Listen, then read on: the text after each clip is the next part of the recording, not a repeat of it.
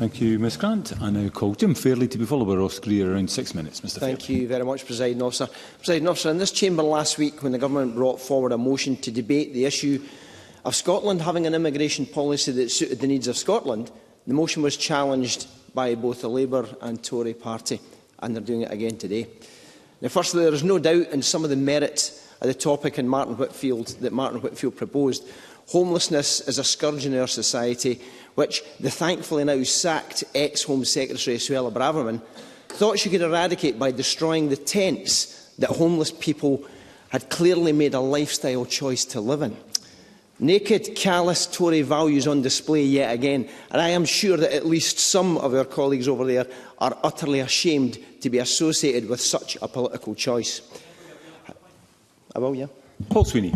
Does it not recognise the supreme irony of the Home Secretary's comments about homelessness being a lifestyle choice when it's Home Office policy that risks imminently putting over 1,400 people on the streets of Glasgow because of the expedited approach to resolving asylum claims in the city? Jim Fairlie. I could not agree more.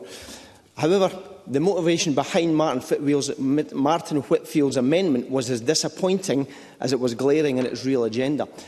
Now, we've always known that the Tories will put the union first. It is in their very name. So there is no surprise that they would throw a tantrum at the mere mention of a debate in this Parliament to discuss an immigration policy for the benefit of Scotland. Because for them, only the big Parliament in Westminster that Stephen Kerr is now desperately trying to get himself elected to, while he tells our First Minister he should know his place, it's there that they should get to decide how Scotland's immigration policy should work because, well, Presiding Officer, that's an argument they will have to justify to the people. It's certainly not for me. And I said at the start of my contribution that the Labour attack on the Government's decision to debate how to improve Scotland's future was more surprising. But in reality, is it? They are the architects of Schedule 5, Part 1B of the 1998 Scotland Act. That prevents the people of Scotland deciding our own constitutional future without the express permission of Westminster.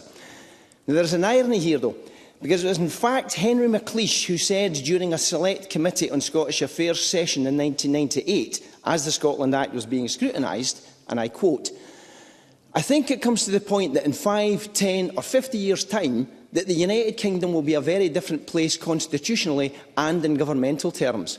What I do believe is right is to leave it to the separate parts of the UK to work out their own particular destiny." And yet they impose Schedule 5, Part 1B into the Scotland Act. Now, this Labour don't even want us debating the issue in this chamber. An issue that will add value to our economy, make us productive, bring tax revenue in for vital public services, and generally help to build the feel-good factor that a country needs, especially when things have been absolutely trashed by the other unionists, the Tories. Presiding Officer, that is a far cry from the vision that Henry McLeish outlined, and that we should choose our own destiny, is it not? Scotland is renowned as a place that welcomes people with open arms and an invitation to join us, to be part of our communities, to contribute to society and to help us to build our economy, and it is something we should be rightly proud of.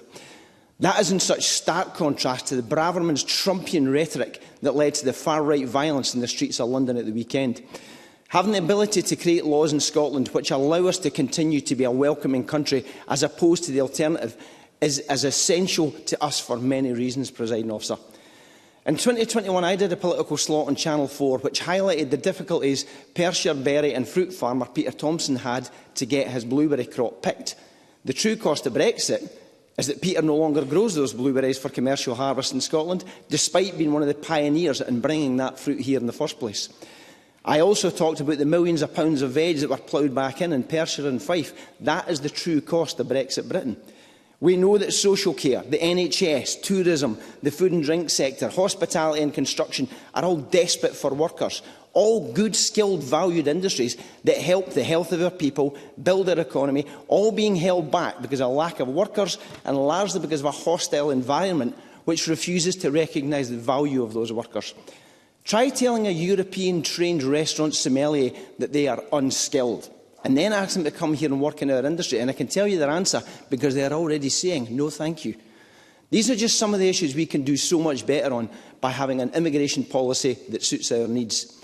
The Live in Scotland route will focus on those skills we need, that will incorporate place-based elements to encourage a repopulating of working-age people in our remote and island communities. And to pick up Rhoda Grant's The Scottish Government have already decided that they're putting money into rural housing to make sure that that infrastructure is there. We'll have a scheme to welcome the diaspora with a Scottish Connections visa, bringing the ancestry home. We'll have seasonal workers visas and we will have family visas. Yes, I'll take your point. Rhoda Grant. Does he not agree, though, that the Scottish Government's intervention on rural housing covers commuter areas, country towns, as well as remote rural areas? And how many does he actually think they'll build in remote rural areas? Jim Fairlie. I think the Scottish Government's record in building houses of 125,000 so far is exemplary compared to what the Labour Lib Dem coalition did before they were ousted from power many years ago. In short, Presiding Officer, we will have an immigration policy that suits our needs and will continue to be the welcoming place that we have always been.